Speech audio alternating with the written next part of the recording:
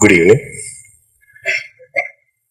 સવારે થોડી એનર્જી વિશે વાત થઈ, તો આપણે એક એનર્જીનું એક મોટું પિક્ચર પહેલા લઈ લઈએ. કારણ કે રોજ સવારે જ્યારે આપણે ઉઠીએ છીએ ત્યારે એનર્જીનો જથ્થો લઈને ઉઠીએ છીએ. હવે આ એનર્જી આપણે કઈ રીતે ખર્ચ કરવું છે, જેમ ગઈકાલે ટાઈમની વાત થઈ કે આપણો ટાઈમ આપણી રોકડી મૂડી છે, તો એ કઈ રીતે ખર્ચ કરવું છે, એવી રીતે આપણી શક્તિ કઈ રીતે આપણે એને વાપરવું છે. તો જે જાગૃતિ આપણે લઈ આવવા માંગીએ છીએ, આપણે ગણીએ કે બે જગ્યાએ લઈ આવવા માંગીએ છીએ. એક જે બોડી બ્રેઇન સિસ્ટમ છે, એ જે મશીનની જેમ કામ કરે છે એના પ્રત્યે આપણે જાગૃત થાય. એની માટે સવારે 5 સેન્ટર્સની વાત કરી. અને બીજું, જે ઇનકમિંગ ઇમ્પલ્સ ઇમ્પ્રેશન ફૂડ અંદર આવે છે એને કરવા માટે, એને આમંત્રિત કરવા માટે આપણે ત્યાં હાજર હોય, તો એની માટે એનર્જીની જરૂર પડે છે. તો આ જે એનર્જીની જરૂર પડે છે એ અમુક લેવલની એનર્જીની જરૂર પડે છે. આપણી એનર્જી આપણે કોઈક બીજી જગ્યાએ વેડફી નાખશું તો આ જે જાગૃતિ આપણે મેન્ટેન કરવા માંગીએ છીએ, જે જાગૃતિની સાતત્ય આપણે રાખવા માંગીએ છીએ, એ રહેશે નહીં. કારણ કે એની માટે જે એનર્જીનું મિનિમમ લેવલ જોઈએ એ સાચવવા માટે, એ રાખવા માટે એ આપણે ક્યાંક બીજે ખર્ચી રાખ્યું છે. તો સવારના પોરમાં આપણે આપણી શક્તિ આજે ક્યાં ક્યાં વાપરવી છે, અને જે મારી સાધના છે, જે જાગૃતિના રસ્તે મારે જવું છે, એની માટે આટલી તો મને જરૂર છે, એ જે શક્તિ છે હું બીજે ક્યાંય વાપરીશ નહીં. આ એક વસ્તુ જો આપણે અંદરથી ખબર પડી જાય. બીજું કે એ જે એનર્જી આપણે ઊંઘમાંથી મળી છે, આપણે કહીએ કે આપણી કમાણી છે, કહી શકીએ કે આપણી પોકેટ મની છે, કે સવારના પોરમાં આ જથ્થાનું આટલું જથ્થાનું એનર્જી આપણને મળ્યું, તો એ જે એનર્જી છે એની ઉપર પ્રકૃતિની નજર છે. એને એ એનર્જી આપણી પાસેથી ચોરી કરી લેવી છે.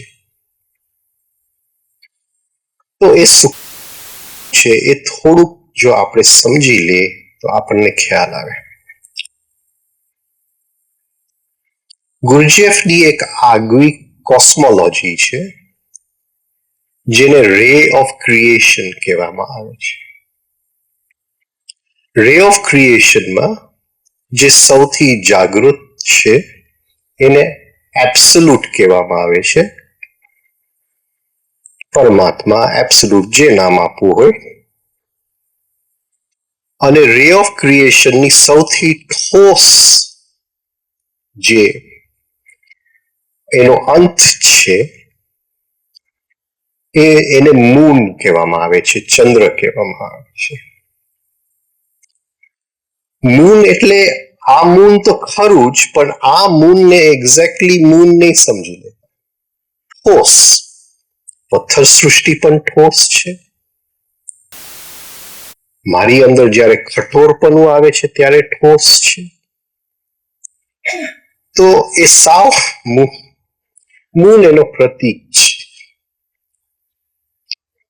બીજું, ગુરજેફ કહે છે કે જેમ પિંડ છે તેમ બ્રહ્માંડમાં છે. હવે પ્રકૃતિની ઈચ્છા એવી છે કે એ જે મૂનનો ભાગ છે, જે સૌથી ઠોસ પદાર્થ છે, જ્યાં જાગૃતિના સેજ પણ લક્ષણ નથી, ત્યાં જાગૃતિ લે આવો. આ એનું લક્ષ્ય છે પ્રકૃતિ. એની માટે એને અમુક એનર્જીની જરૂર પડે છે જે જાગૃતિને ધારણ કરી શકે, જે એક વાસણ જાગૃતિ જેની અંદર મુકાય તો એને સાચવી શકે, એને હોલ્ડ કરી શકે. આ એનર્જીને સાયકિક એનર્જી કહેવામાં આવે છે. આ એનર્જી જો જાગૃતિને ધારણ કરે તો જે એનર્જી બને છે એ કોન્શિયસ એનર્જી બને છે. તો મૂનને એ જો સાયકિક એનર્જીનો એક સપ્લાય મળતો જાય ક્યાંકથી, તો ધીમે ધીમે એટલો જથ્થો એનીમાં આવી શકે જે એક કોન્શિયસનેસને થોડું થોડું એ ધારણ કરી શકે, ગ્રહણ કરી શકે. ધીમે ધીમે મૂનની અંદર એક જાતની જાગૃતિ તો ન કહી શકે પણ એક જાતની જીવંતતા આવી જાય. જ્યાં અત્યારે સાવ ઠોસ દેખાય છે, થોડી સૂક્ષ્મતા એની અંદર આવી જાય. આ એનર્જી પ્રકૃતિ લે આવે ક્યાંથી? તો મૂન, પૃથ્વી, અર્થ, પ્લેનેટ્સ, ગ્રહો, સન. તો પ્રકૃતિએ ગોઠવ્યું એવી રીતે કે આ જે પૃથ્વીનું જે ચામડી છે એને ઓર્ગેનિક લાઈફ કહેવામાં આવે છે. પૃથ્વીનું એક પતલું પડ જ્યાં જીવન છે. ઇટ સરાઉન્ડ્સ ધી અર્થ, એને કવર કરે છે, એની ઉપર એ પાથરેલું છે, એની અંદર જીવન છે. આ જે જીવન છે પ્રકૃતિએ મૂક્યું છે ટ્રાન્સફોર્મર નું એક ફંક્શન કરવા માટે, ટુ ટ્રાન્સફોર્મ. હવે શું ટ્રાન્સફોર્મ કરવાનું છે? તો પ્રકૃતિની એનર્જી સનમાં આવે છે, સૂર્યમાં આવે છે. વનસ્પતિ સૃષ્ટિ એ એનર્જી લે છે, પ્રાણી સૃષ્ટિ એ એનર્જી લે છે, અને મનુષ્ય એ એનર્જી લે છે. ત્રણ રીતે લે છે: જમે છે, શ્વાસ લે છે, અને ઇમ્પ્રેશન ફૂડ, ઇનકમિંગ ઇમ્પલ્સ. આ ત્રણ રીતે એ સૂર્યની જે શક્તિ અંદર લેવામાં આવે છે અને એનું ટ્રાન્સફોર્મેશન થાય છે.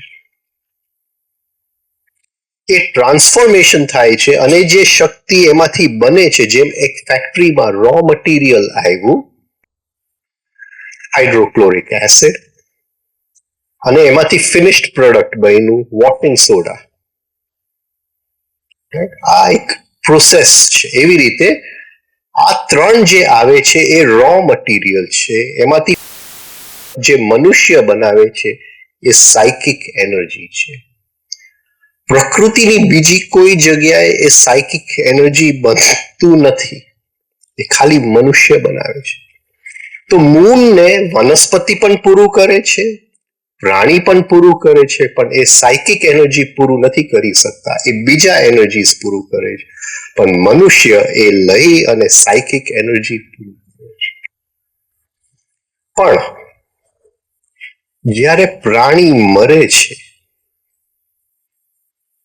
અને એ મરવાની ઘડી છે અને પ્રાણી એકદમ પીડામાં છે, હવે એનું મરવાનો સમય આવી ગયો છે, અને એ વખતે એ જે ચીક બહાર ફેંકે છે, છેલ્લી ચીક, એ સાયકિક એનર્જી છે જે મૂનને જરૂર પડે છે, એને પૂરું પાડે છે. તો આપણે એમ સમજવું કે મનુષ્ય જે છે એ ખાલી પ્રકૃતિને સાયકિક એનર્જી પૂરું પાડવા માટેનું એક સાધન છે કે બીજું કંઈ છે? હવે જેમ પ્રકૃતિની ઈચ્છા હતી કે જે ચંદ્રનો ભાગ છે, જે ઠોસ ભાગ છે, એ ધીમે ધીમે જીવંત બનતો જાય, એવી રીતે સૂર્યની ઈચ્છા હતી કે સૂર્ય પોતે આગળ વિકાસ કરે. મનુષ્યની અંદર સ્થૂળ શરીર, સૂક્ષ્મ શરીર, અતિ સૂક્ષ્મ શરીર, physical body, astral body, mental body. જે પૃથ્વી છે એ પોતાનું બનાવી રહ્યું છે, જેને આપણે વાતાવરણ કહીએ, એટમોસ્ફિયર. એ પૃથ્વી પોતાનું એસ્ટ્રલ બોડી બનાવે છે. સૂર્ય પોતાનું મેન્ટલ બોડી બનાવે છે, અતિ સૂક્ષ્મ શરીર. હવે જેમ પ્રકૃતિને ચંદ્રમાં જીવન લઈ આવવા માટે અમુક એનર્જીની જરૂર પડે છે, એમ સૂર્યને પોતાના મેન્ટલ બોડી બનાવવા માટે અમુક સબસ્ટન્સીસની જરૂર પડે છે, અમુક પદાર્થની જરૂર પડે છે. એની લીધે સૂર્યને પોતાની જે વિકાસ હતું, સૂર્યને પોતાનું જે વિકાસ હતું, એના સ્વાર્થની માટે સૂર્યએ મનુષ્યની અંદર સેલ્ફ કોન્શિયસનેસ મૂકી. પ્રકૃતિએ નથી મૂક્યું. પ્રકૃતિની ઈચ્છા સેલ્ફ કોન્શિયસનેસની નથી. ઈચ્છા એમ જ હતી કે મનુષ્ય સૂર્યમાંથી ખાય અને ઓકે બધું મૂનની અંદર. આ પ્રકૃતિની ઈચ્છા હતી. પણ સૂર્યએ પોતાનો મેન્ટલ બોડી બનાવવા માટે એને હાયર પદાર્થની જરૂર પડતી હતી અને પ્રકૃતિને સૂર્યમાંથી મનુષ્ય લે અને કંઈક મૂળને આપે. તો આ જે બે આયામ છે, એની માટે સૂર્યએ કોન્શિયસનેસ મનુષ્યમાં મૂક્યો. આની સાથે મનુષ્ય પોતાનો વિકાસ કરી શક્યો. એ જે પોતાનો વિકાસ કરી શક્યો છે એ સૂર્યની કૃપાથી, એટલે ગાયત્રી મંત્રની આ એક આખી મહિમા આની અંદર છુપાયેલું છે. હવે સૂર્યમાંથી મનુષ્ય લે અને નેગેટિવ ઇમોશન કરે, ગુસ્સો કરે, ઈર્ષા કરે, અહંભાવ કરે, બાર વેડફાય છે, એ સીધું મૂનને જાય છે. એ સાયકિક એનર્જી મૂન ખાઈ ગયું. તો પ્રકૃતિના મશીનની જેમ આપણે કામ કરીએ છીએ. પણ મનુષ્ય જો સૂર્યમાંથી જે લઈ અને સૂર્યએ જે મનુષ્યને દેન આપ્યું છે, સેલ્ફ કોન્શિયસનેસની શક્યતા, સ્વ જાગૃતિની શક્યતા, એ જે દેન જે સૂર્યની કૃપાથી મળ્યું છે આપણને, એનો જો મનુષ્ય ઉપયોગ કરે, મનુષ્ય પણ વિકાસ પામે અને મનુષ્ય જેમ કોન્શિયસ બનતો જાય, જે પદાર્થો એને સૂર્ય પાસેથી લીધેલા હતા એ કોન્શિયસનેસ બનાવવા માટે એ પદાર્થોનું રૂપાંતરણ થાય, સૂર્યને પોતાનો એક ખોરાક મળી જાય, એનો અતિ સૂક્ષ્મ શરીર બનતું જાય. એ રીતે સૃષ્ટિનું એક વિકાસ થતો જાય છે. આ બાજુ પ્રકૃતિનો વિકાસ, આ બાજુ મનુષ્ય અને અંદરના આત્મ તત્વનો વિકાસ.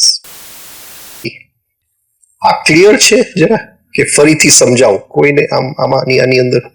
કારણ કે આખી આ જે એનર્જીનો જે પ્રશ્ન પૂછાણો છે, પાયાથી આપણે એક એનર્જી શું છે, શક્તિ શું છે, હા કોઈને કઈ નથી સમજાતું આની અંદર?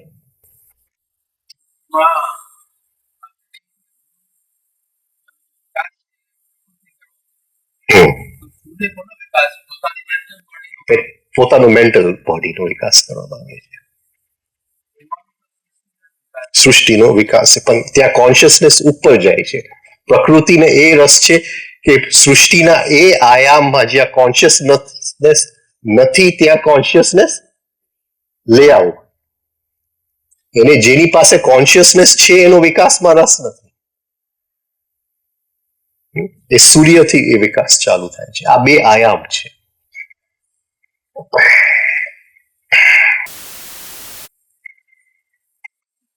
હવે સવારે આપણે અલગ અલગ સેન્ટર્સની વાત થઈ. Intellectual centre, emotional centre, moving અને ઇન્સ્ટિંક્ટ સેન્ટર અને સેક્સ સેન્ટર. વિચાર કેન્દ્ર. હવે આ બધા જે સેન્ટર્સ છે એ જુદી જુદી ટાઈપ ઓફ પેટ્રોલ વાપરે છે અથવા સાયકિક એનર્જી વાપરે છે. આપણે જસ્ટ નામ આપીએ, એનો કોઈ અત્યારે મતલબ આપણે કાઢશું નહીં. સે ઇન્ટેલેક્ચ્યુઅલ સેન્ટર છે, જે વિચારનો કેન્દ્ર, એ જે શક્તિ વાપરે છે એને આપણે નામ આપીએ 48. કેન્દ્ર આપણે જીવીએ છીએ એને જે શક્તિ વપરાય છે એમાં આપણે કહીએ 24. પણ હાયર ઇમોશન જેવા પ્રેમ છે એની અંદર જે શક્તિ વપરાય છે 12. 48 વિચારમાં, 24 ભાવમાં, પણ હાયર ભાવ પોઝિટિવ ઇમોશન્સ ની અંદર 12. આ રીતે સ્પીડ પણ નક્કી કરજો કે વિચારની ગતિ ભાવની ગતિ કરતા અડધી, ભાવની ગતિ ડબલ. એવી રીતે જે મૂવિંગ ઇન્સ્ટિંક્ટ સેન્ટર છે એ પણ 24 વાપરે છે. અત્યારે આટલું ક્લિયર થઈ ગયું કે આટલા પેટ્રોલ છે આપણી પાસે. હવે કોન્શિયસનેસને ધારણ કરવા માટે જે શક્તિની જરૂર પડે છે એ છે 12. એનાથી નીચેના પેટ્રોલ નહીં ચાલે. જાગૃતિને ધારણ કરવા માટે એનાથી નીચે પેટ્રોલ નહીં ચાલે. જ્યારે ઇમોશનલ સેન્ટર ભાવ કેન્દ્રની અંદર એક હોવાપણાનું ફિલિંગ આપણે લઈ આવીએ છીએ, એક ભાવનું કે હું છું, મારું હોવાપણું છે, એનું ફિલિંગ, એની એક સંવેદના આપણે ભાવ કેન્દ્રમાં લઈ આવીએ છીએ, ત્યારે એ જે ભાવ કેન્દ્ર જે શક્તિ બનાવે છે એ 12 છે. કોન્શિયસનેસની શરૂઆત થઈ ગઈ. તો એ 12 જે પેટ્રોલ છે, જે શક્તિ છે, એ એવી શક્તિ છે જેની અંદર જાગૃતિનું ધારણ થઈ શકે. પણ નોર્મલી એ શક્તિ આપણી પાસે નથી, કારણ કે હોવાપણાનું જે સાતત્ય છે આપણે સાચવી શકતા નથી. નીકળી જાય છે, ફરીથી આવે છે, સેજ નીકળી જાય છે. એટલે જે 12 બને છે એ બહુ જ થોડા પ્રમાણમાં એ 12 બને છે. અને એ ગુસ્સાનો મોજું આવી ગયું, એ જે 12 નો જથ્થો આપણે ભેગો કર્યો હતો એ ધડ દઈને બધું મૂળને આપી જાય છે. પ્રકૃતિ એકદમ ખુશ છે. ઓહો, આ માણસને આટલો સરસ ગુસ્સો આવી ગયો. એ જે ફાઇન એનર્જી 12 હતી. સપોઝિંગ તમે રસ્તા પર ચાલતા છો અને હું તમને શોખ હોય અને તમે આમ જાગી જાઓ તો એક ક્ષણ માટે 12 બની ગયું. આ સમજાય છે હું શું કહેવા માંગુ? કારણ કે એ ક્ષણે હોવાપણું આવી ગયું. કંઈક તમે એકદમ સુંદર વસ્તુ જોયું અને ક્ષણ માટે ચોકી ગયા તો એ ક્ષણ માટે 12 આવી. એમ ધીમે ધીમે થોડું 12 પેટ્રોલ આપણે ભેગું કરીએ, એ ગુસ્સાની અંદર બધું પ્રકૃતિને આપી દે. હવે એ 12 જે જગ્યાએ ભેગું થાય છે અંદર, એને પ્રકૃતિને આપવા માટે નેગેટિવ ઇમોશનની જરૂર પડે છે. એટલે સવારે આપણે સાયકિક એનર્જીના પોકેટ મનીથી ઉઠીએ છીએ, બરાબર પ્રકૃતિની નજર આપણી ઉપર છે. હવે જે રમત રમાય છે, જે સાધનાની રમત છે, ઇટ ઇઝ ઓનલી ચેસ. પ્રકૃતિની સાથે આપણે ચેસ રમી રહ્યા છીએ. પ્રકૃતિ જાલ ફેંકશે, જો માછલું ફસાયું તો શક્તિ પ્રકૃતિ લઈ જશે, અને માછલું ન ફસાયું તો શક્તિ સૂર્ય લઈ જશે અને આપણો વિકાસ થશે. આટલું જો પકડાય, આટલી જ વસ્તુ સાધના છે. હર ક્ષણે પ્રકૃતિ ફરીથી જાલ ફેંકશે, ફરીથી માછલું જો ફસાઈ ગયું, શક્તિ પ્રકૃતિ લઈ ગઈ, ન ફસાયું, જાગી ગયું, પ્રકૃતિમાંથી આપણે શક્તિ લઈ લીધું, જાગી ગયા. આ જો પોઈન્ટ પકડાય, આટલી જ વસ્તુ સાધના છે. ગેમ વિથ પ્રકૃતિ, પ્રકૃતિની સાથેની એક રમત છે. હવે આપણે તો શાંતિથી બેઠા હશું, રાઈટ? એટલે આપણો 12 સાચવેલો છે અને ત્યાં ફોન આવશે કે ભાઈ આ ભાઈનું એક્સિડન્ટ થઈ ગયું. હા, શું થઈ ગયું? ગયું. પ્રકૃતિએ જાલ ફેંક્યું, માછલું ફસાઈ ગયું. ફરીથી કંઈક બીજું બનશે, ફરીથી કંઈક કહેશે, વરસાદ પડવા માંડશે તો કે છત્રી લઈ આવ્યા, અરે હું ભૂલી ગયો, ગયું. પ્રકૃતિ લઈ ગયું. તો આ આપણને ખ્યાલ નથી કે હર ક્ષણે પ્રકૃતિ માછલાનું જાળ લઈને ઊભું જ છે, કારણ કે એ જે આપણે શક્તિ બનાવી છે અંદર, એ એને ખેંચી જવું છે નેગેટિવ ઇમોશન દ્વારા. એ એના ઉપયોગમાં છે. ફરીથી આપણે સેન્ટર 48 વિચાર કેન્દ્ર, 12 હાયર ઇમોશન, 24 ઓર્ડિનરી ઇમોશન અને 24 મૂવિંગ ઇન્સ્ટિંક્ટ. હવે એક જે કેન્દ્ર છે એની બહાર બે અક્યુમ્યુલેટર્સ, ગુરજેફ એને કહે છે, બે પેટ્રોલ પંપ છે અને એ પેટ્રોલ પંપ કેન્દ્રને શક્તિ પૂરું પાડે છે.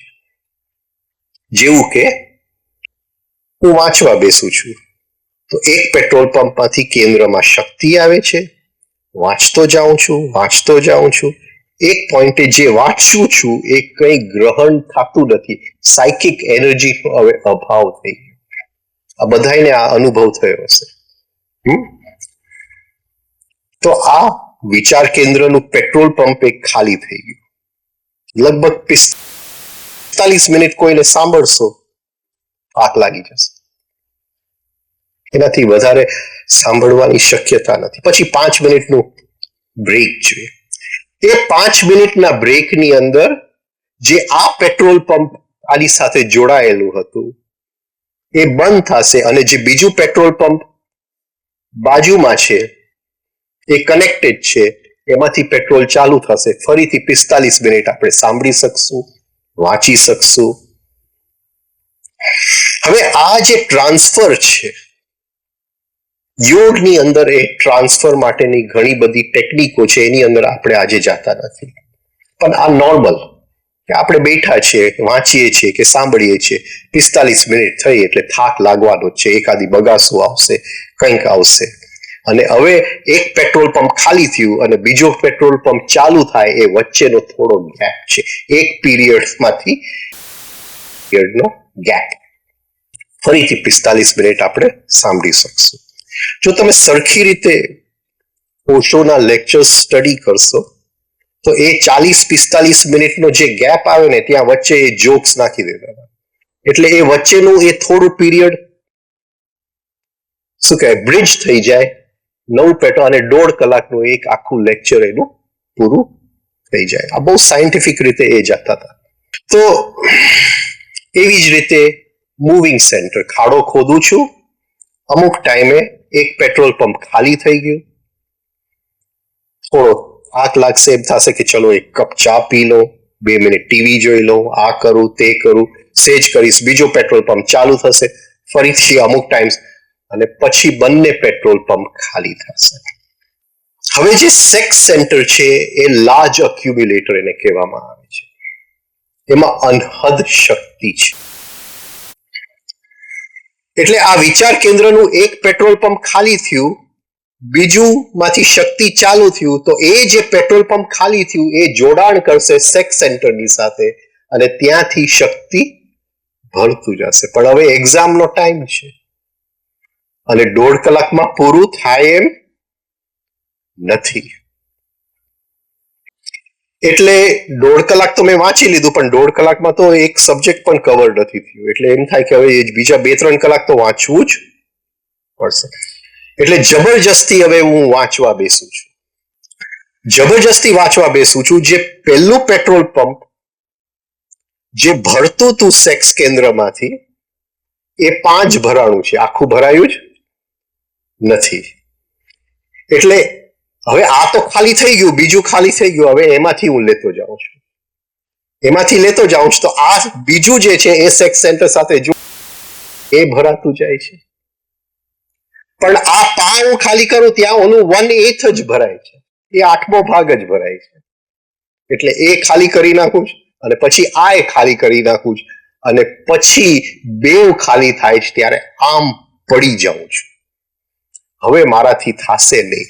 એ હું ખાડો ખોદતો હોઉં, હું ચોપડી વાંચતો હોઉં, હું સંગીત સાંભળતો હોઉં, ફર્સ્ટ ક્લાસ સંગીત, એક પોઈન્ટે જેટલું હું જબરજસ્તી કરું નવું સંગીત હું હવે ગ્રહણ નહીં જ કરી શકું. હવે સાયકિક એનર્જી જે અંદર ગ્રહણ કરવાની જે શક્તિ હતી ઇનકમિંગ ઇમ્પલ્સ ને એ છે જ નહીં, એ ખલાસ થઈ છે.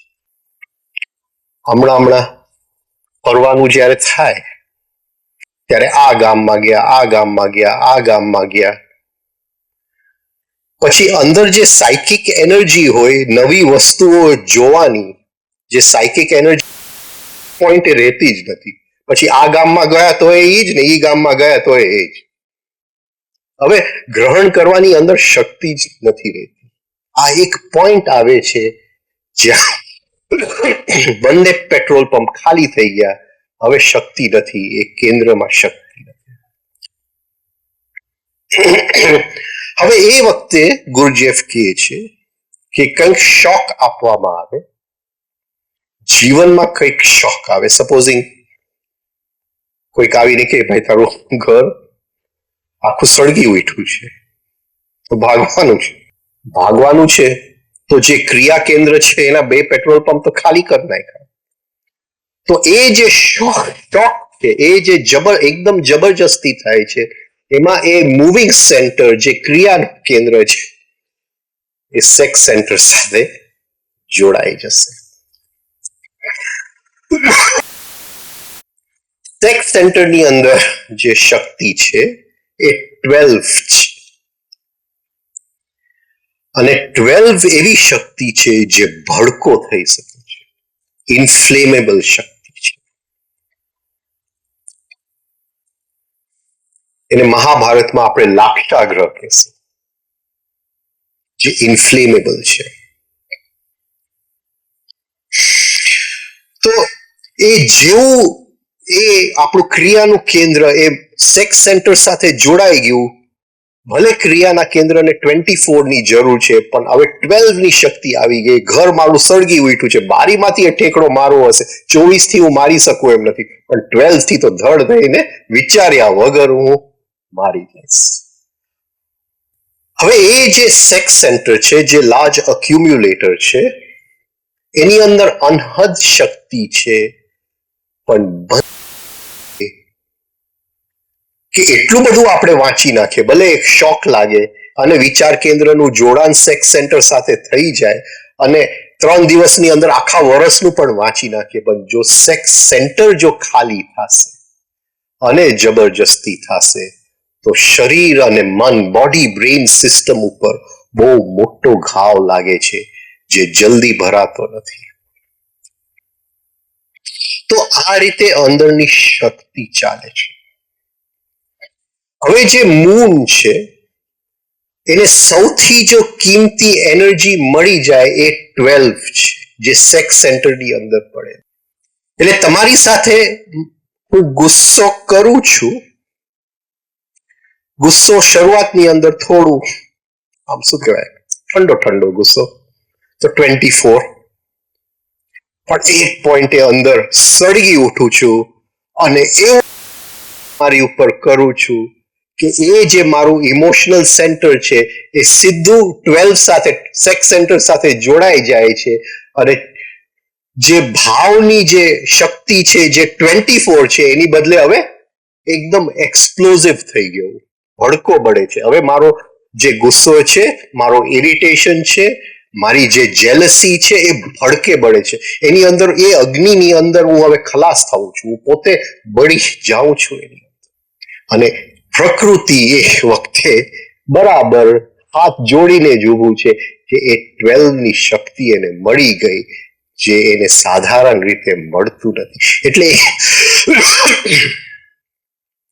આપણને એમ લાગે કે યુદ્ધ શું કામ થાય છે, પણ પ્રકૃતિને મૂળને પૂરું પાડવા માટે યુદ્ધની જરૂર પડે છે. હવે હું સાવ પોપલો માણસ છું, કદાચ દુઃખ લઈને આને મારવાનો છે તો મારાથી તો કઈ સવાલ જ નહીં, કેવી રીતે મારવો એને? પણ યુદ્ધની અંદર હોવ અને બધાય મારતા હોય અને સામે દુશ્મન આવતો હોય અને એ વખતે જો કનેક્શન થઈ ગયું તો હું ભલે જેટલો પણ પોપલો માણસ હોઉં, બંદૂક લઈને 2-4 દુશ્મનને ઉડાવી દઉં, કારણ કે કનેક્શન સેક્સ સેન્ટર સાથે થઈ ગયું. એટલે યુદ્ધની અંદર જે 12 એનર્જી છે એ પ્રકૃતિને મોટા જથ્થામાં પૂરું થાય. એટલે આપણને એમ થાય કે આ બધા યુદ્ધ મનુષ્યની અંદર આમ છે ને તેમ છે, પણ એની પાછળ પ્રકૃતિની બહુ મોટી પ્લાનિંગ છે.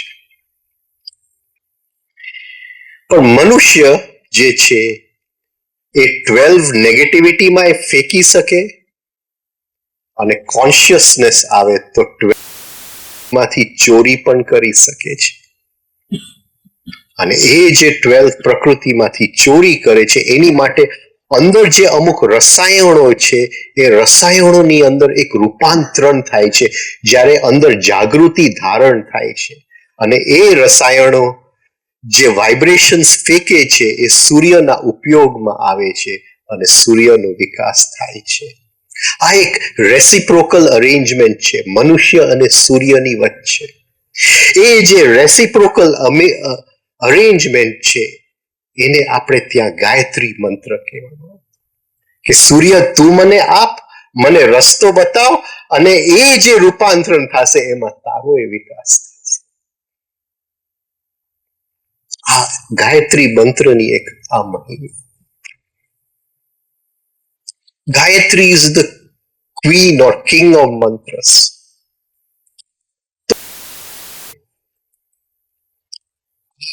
જેને આપણે એનર્જી કહીએ છીએ, શક્તિ કહીએ છીએ, એનું થોડુંક એક મેપ. સવારે થોડી વાત થઈ હતી, પછી બેનનો પ્રશ્ન આવ્યો કે ભાઈ જરા ક્લિયર કરો કે આ એનર્જી શું તમે કહેવા માંગો છો. એટલે હું કહેવા નથી માંગતો, હું માધ્યમથી જે ગુરજેફ લખી ગયા છે, તાવડિયાજી આ વસ્તુ જરા સૂક્ષ્મ રીતે લખી ગયા છે એટલે એની ઉપર ટચ નથી કરતો અત્યારે, પણ શિબિરમાં ચોક્કસ ટચ કરશું. આ પ્રશ્ન બરાબર? હા હા, બેસો ને બેસો.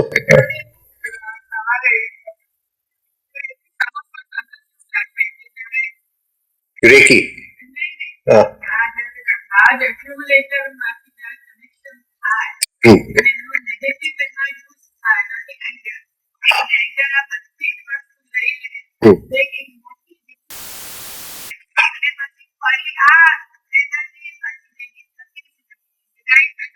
નહીં, એનર્જી ભેગી થાય છે પણ હવે એંગરનો એવો એક સંસ્કાર અંદર બની ગયો કે એ જ્યાં સુધી ઓગળશે નહીં ત્યાં સુધી આપણે કોન્શિયસનેસમાં નહીં ઉપયોગ કરીએ.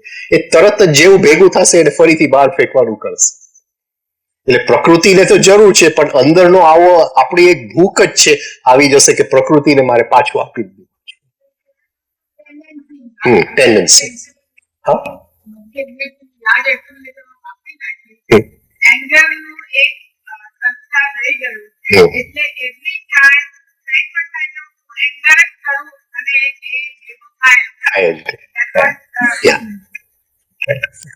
એટલે આ થોડું સાયન્સ કઈ રીતે આ ચાલે છે. નેગેટિવ ઇમોશનમાં શરૂઆત 24 થી થાય છે પણ જ્યારે ભડકે છે તો એક્સપ્લોઝિવ મટીરિયલ કયું છે એટલે કનેક્શન થઈ ગયું. રાઈટ? અને એટલે આપણે શું કહેવાય 24 તો પ્રકૃતિ માંગતી હતી, આ એને શું કહેવાય મલાઈ મળી ગયું, દૂધની ઉપરનું મલાઈ મળી ગયું. તો જેમ આપણે વાત થઈ કે શક્તિ આપણું કરન્સી છે, આપણી રોકડી મૂડી છે અને જાગૃતિનો સાતત્ય માટે આટલું એનું લેવલ સાચવવું જરૂરી છે. એ લેવલ નહીં સચવાય તો જાગૃતિનું સાતત્ય રહેતું નથી. તો એ જરા આપણે ખ્યાલમાં રાખવાની જરૂર છે કે મારું શક્તિનું લેવલ શું છે. એટલું તો છે જ ને કે હું જાગૃતિનો તીર સાચવી શકું એમ છું. તારે એના પેટ્રોલ પંપ અલગ છે, પેટ્રોલ પંપ છે ચાર, ના કુવા અલગ છે કે કુવો એક જ છે ખનીજ કુવો? ખનીજ કુવો લાજ કોઈ વખતે ખનીજ કુવો પણ ખલાસ થઈ જાય. હા, ઉનાળો આવે, હા, તો કુવામાં એ પાણી, હા, પછી આપણે થોડુંક મોટરનું શું ઓલું ઢીલું કરી નાખીએ, કે મોટર ચાલે પણ ઓછા ઓલા સ્પીડમાં ચાલે, એટલે ઓછું પાણી ખેંચે તો ફરીથી પાણી. બસ સેમ થિંગ ત્યાં જ છે સેક્સ સેન્ટરની અંદર. એ ખાલી થયા પછી નવા જન્મે પાછો નવો કુવો ને બધું સરસ. ના, એ ખાલી થાય તો એને વાર લાગે. હવે એની પાછી સાયન્સ છે, આપણી પાસે છે 15 મિનિટ, તો જરા એની અંદર પણ જાય. હવે એ લાર્જ જે અક્યુમ્યુલેટર છે એ યોગની અમુક ટેકનિક છે જેનાથી એ આપણે એને ભરી શકીએ. નોર્મલી એને માટે એક શુદ્ધ પ્રાણની જરૂર પડે, અને એ પ્રાણ જે છે એ વાતાવરણમાંથી મળે છે. પૃથ્વી જે છે એ 6 મહિના સૂર્યમાંથી પ્રાણ લે છે, અને 6 મહિના જે સૂર્યનું જૂનું પ્રાણ છે વાતાવરણની અંદર એ જ રોટેટ કરે છે. એટલે પૃથ્વી બ્રીથ્સ ઇન, એ શ્વાસ લે છે 6 મહિના, અને શ્વાસ કાઢે છે 6 મહિના. જે શ્વાસ લે છે એને આપણે ત્યાં ઉત્તરાયણ કહેવામાં આવે છે, અને શ્વાસ કાઢે છે એ દક્ષિણાયન. હવે શ્વાસ લે છે ત્યારે વાતાવરણની અંદર જે પ્રાણ સૂર્યનું જે પાર્ટિકલ્સ ઓફ પ્રાણ એ એકદમ તાજા છે. એટલે ઉત્તરાયણના 6 મહિનાની અંદર જે એટમોસ્ફિયર છે, જે વાતાવરણ છે, એની અંદર જે સૂર્યનું પ્રાણ છે એ તાજું છે, કારણ કે પૃથ્વી નવું પ્રાણ લઈ રહ્યું છે. It's breathing in. એ પ્રાણ સૂર્યનું લઈ પૃથ્વીના પેતાળની અંદર એ ફેરવે છે, anticlockwise, clockwise, anticlockwise, clockwise, અને આમ એ પ્રાણ વાતાવરણમાં મુકતો જાય છે પૃથ્વી. આપણે જ્યારે શ્વાસ લઈએ છીએ ત્યારે એ સૂર્યનું પ્રાણ વાયા ધ પૃથ્વીઝ લેબોરેટરી, પૃથ્વીના લેબોરેટરીમાંથી ટ્રાન્સફોર્મ થઈ અને એ પ્રાણ આપણે ગ્રહણ કરીએ છીએ. હવે 6 મહિના પૃથ્વી શ્વાસ બહાર ફેંકે છે તે વખતે એ પ્રાણ પૃથ્વીના એટમોસ્ફિયરમાં નથી. હવે જે લાર્જ અક્યુમ્યુલેટર છે એની અંદર જે બાર નામનું પેટ્રોલ છે એ ખાવાનામાંથી આવવું જોઈએ, પ્રાકૃતિક રીતે આવવું જોઈએ, પણ લગભગ બરાબર આવતું નથી, અને થોડું પ્રાણમાંથી આવવું જોઈએ. પ્રાણમાં જ્યારે રિધમિક બ્રીધિંગ આવે છે ત્યારે એ જથ્થો એકદમ સ્પીડમાં વધી જાય છે, પણ નોર્મલી જ્યારે શ્વાસમાં રિધમ નથી હોતું ત્યારે એ પ્રાણ જ્યારે પૃથ્વી બ્રીધિંગ ઇન છે ત્યારે ઉત્તરાયણ છે ત્યારે એકદમ વધારે પ્રમાણમાં મળે છે, અને પૃથ્વી બ્રીધિંગ આઉટ છે ત્યારે ખૂબ જ ઓછા પ્રમાણમાં મળે. એટલે ઉત્તરાયણની અંદર લાર્જ સેક્સ એનર્જી નો જથ્થો વધતો જાય છે, કારણ કે સૂર્યનું પ્રાણ તાજું છે વાતાવરણની અંદર. હવે ઉત્તરાયણ પૂરું થઈ ગયું, 14 જુલાઈ નીકળી ગયું, અને દક્ષિણાયન ચાલુ થયું. એટલે લાર્જ અક્યુમ્યુલેટર જે છે, જે મોટું પેટ્રોલનું કૂવો છે, એની અંદર હવે નવું પેટ્રોલની ગતિ આવતા સ્લો થઈ ગયું, ધીમું પડી ગયું. ધીમું પડી ગયું અને જો વેડફવાનું ચાલુ રહ્યું તો એક પોઈન્ટે આવે છે કે કૂવો લગભગ ખાલી થઈ જાય છે, હવે કંઈ રહેતું નથી. પણ જે સાધના કરે છે એને આ વસ્તુનો ખ્યાલ આવી જાય છે અને એ નક્કી કરે છે કે આવતા 14મી જાન્યુઆરી જ્યારે આ દક્ષિણાયનમાંથી ઉત્તરાયણ થશે ત્યારે મારી પાસે કેરી ફોરવર્ડ બેલેન્સ હશે. અત્યારે નુકસાનીમાં ચાલે છે. આજે મારી બેલેન્સ શીટ નુકસાનીમાં ચાલે છે. હું જ્યારે મારું સર્વૈયું કાઢું છું તો જે મારી મૂડી હતી એમાં જ ખાઈ ગયો, ઓછું થઈ ગયું. હવે નક્કી કર્યું છે કે આવતા 14મી જાન્યુઆરી જે ભરાયેલું હતું એ ખાલી નહીં હોય, કોઈ કેરી ફોરવર્ડ બેલેન્સ હશે. તો 14મી જાન્યુઆરીએ જો કેરી ફોરવર્ડ બેલેન્સ હોય, લાર્જ અક્યુમ્યુલેટર આપણું ખાલી ન હોય, નેગેટિવ ઇમોશનમાં આપણે 6 મહિનામાં બધું ફેંકી ન દીધું હોય અને કંઈક જથ્થો, કંઈક મિનિમમ અમાઉન્ટ, એમ એક ટીપું હશે તો એની કઈ ગણતરી નહીં થાય, પણ એક મિનિમમ અમાઉન્ટ આટલો જો કેરી ફોરવર્ડ બેલેન્સ હશે તો એક આખું નવું અંદર અક્યુમ્યુલેટર શરૂ થશે અને એ અક્યુમ્યુલેટર જે છે એને ડાયરેક્ટ કોન્શિયસનેસ સાથે કનેક્શન હશે. આ કેરી ફોરવર્ડ બેલેન્સ. તો ઉત્તરાયણની અંદર એ શક્તિ સ્પીડમાં બને છે, દક્ષિણાયનની અંદર એની સ્પીડ એકદમ ઘટી જાય છે. હરેક વ્યક્તિને એમ થાય છે કે મૃત્યુ વખતે થોડું મારી પાસે કેરી ફોરવર્ડ બેલેન્સ હોય તો સારું, નુકસાનીમાં નથી મરવું મારે. એટલે લગભગ લોકો ઉત્તરાયણની રાહ જોઈ અને શરીર છોડે છે.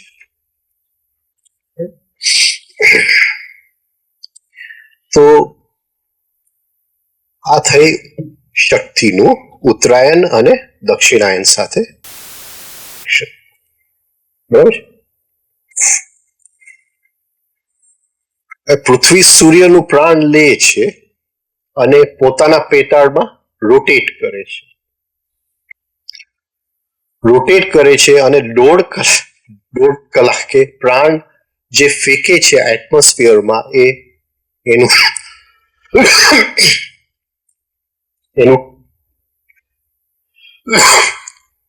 ટાઈપ બદલાતું જાય છે. ઘણી બધી વસ્તુઓ અંદર સાથે ચાલે છે.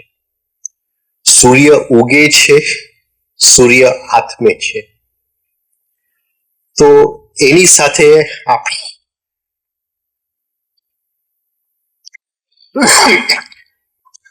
આપણી અંદર પ્રાણનું સર્ક્યુલેશન ચાલે છે. પૃથ્વી પોતાની ધરી ઉપર એની સાથે એક પ્રાણનું સર્ક્યુલેશન ચાલે છે. એક બાજુ ગ્રહો અને ચંદ્રનું ખેંચાણ છે, એની સાથે એક પ્રાણનું સર્ક્યુલેશન ચાલે છે. અને એક બાજુ પૃથ્વી સૂર્યમાંથી પ્રાણ લે છે, ફેરવે છે અને હવામંડળમાં છોડે છે, એની સાથે એક સર્ક્યુલેશન ચાલે છે. આ બધાય સર્ક્યુલેશન આપણી અંદર એક સાથે ચાલે છે. હવે એ જે સર્ક્યુલેશન ચાલે છે એની લીધે 16 જુદા જુદા પ્રાણ બને છે.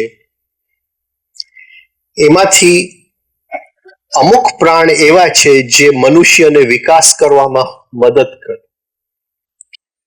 અમુક પ્રાણ એવા છે જે મનુષ્યના મનની અંદર અમુક જાતની શાંતિ લે આવે, અમુક પ્રાણ એવા છે જેની ઘટના થાય, જેને સાહેબ રાહુની પ્રાણ કહેતા હતા.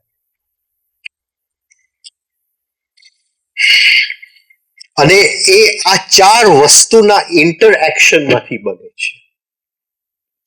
એ 4 વસ્તુના ઇન્ટરએક્શન માંથી જે સમયનો ગાળો નીકળ્યો, કારણ કે 4 વસ્તુ મારે એકદમ ગહેરાઈથી સમજાવવું પડે અને એમને સમજાવી શકું એમ નથી, એમ બ્લેકબોર્ડ પર સમજાવવું પડે. અને એ પણ હું એમ ન કહી શકું કે મારી એ સમજ ટોટલ છે, જેટલું સમજ્યો છું એટલું તમારી સામે મૂકી શકું છું. ઘણું બધું હજી શું છે, કોશિશ ચાલુ છે. એટલે જે મૂકી ગયા છે એમાં અમુક ભાગ સમજી શકાયું છે અને અમુક ભાગ સમજવાની પ્રયાસ ચાલુ છે. એવું કઈ ઓલું નથી કે બધું સમજી લીધું છે. તો કોમન ફેક્ટર છે એને 1.5 કલાક ગ્રહો, ચંદ્ર, સૂર્ય, આ બધી ગતિઓ, એ બધી ગતિઓ એક આમ ખેંચે, એક આમ ખેંચે, એક આમ ખેંચે. એમાં જે પ્રાણનું સર્ક્યુલેશન ચાલે છે એમાં ફરક ક્યારે પડે છે? તો 1.5 કલાકે ફરક. આની અંદર 5 તત્વની પણ ગણતરી કરવી પડે. એ 1.5 કલાકનું જે મીન છે એને આપણે ત્યાં ચોઘડિયું કહેવામાં આવ્યું. એટલે એનો સીધો એ કે દર 1.5 કલાકે પૃથ્વી જે સૂર્યમાંથી પ્રાણ લે છે અને વાતાવરણમાં ફેંકે છે, એ પ્રાણમાં ચેન્જ આવે છે.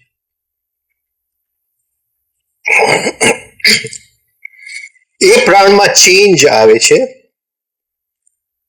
તો બપોરે જે 1 થી 4 જે પ્રાણ બને છે એ એવા પ્રાણ છે જે આપણી અંદર ઉત્તેજના ઉત્પન્ન કરે. ઉત્તેજના ઉત્પન્ન કરે એટલે બની શકે કે આપણે નેગેટિવ ઇમોશન બહાર ફેંકી દે. એટલે એ 3 કલાકનો પીરિયડ છે, બપોરે 1 થી 4. જ્યાં તાવડિયા સાહેબે કીધું કે જમણું નસકોરું બંધ કરી દો, તો એ જે પ્રાણ ઉત્તેજના વાળું છે એ થોડું શાંત થઈ જાય, થોડું સમી જાય, તો નેગેટિવ ઇમોશન એટલા પ્રમાણમાં ઓછું ઉત્પન્ન થાય. નેગેટિવ ઇમોશન ઓછું ઉત્પન્ન થાય તો ઓછું ભડકે બળે. ઓછું ભડકે બળે તો 12 નંબરનું જે પ્રાણ છે આપણે પ્રકૃતિને આપી ન દઈએ, આપણે એને સાચવતા જાય અને એ જો સરખા જથ્થામાં સાચવી શકીએ તો જાગૃતિને એ ધારણ કરી શકે છે. It can hold the meditative attitude. પ્રાણ, તો એ પ્રાણ ખૂબ કિંમતી છે અને એ સાચવવું જરૂરી છે. તો રોજ સવારે જરા નક્કી કરી લેજો કે આજે મારી પાસે કેટલી શક્તિ છે અને મારા સાધનાની અંદર આમાંથી આટલી જથ્થો મને જરૂર છે. એ જથ્થો હું ક્યાંય પણ બીજી જગ્યાએ ઉપયોગ કરીશ નહીં. અને ભૂલથી જો નેગેટિવ ઇમોશન આવી ગયું તો જે આટલું સાચવ્યું હતું પોકેટ મની સાધનામાં ઉપયોગ કરવા માટે, એ આખું વેડફાઈ જશે. તો આ રીતે જરા શક્તિ જે છે એનું કઈ રીતે એનું અરેન્જમેન્ટ કરવું, કઈ રીતે એનું ગોઠવણી કરવું, વિચારી લઈએ આપણે બધા. Thank you. Good night.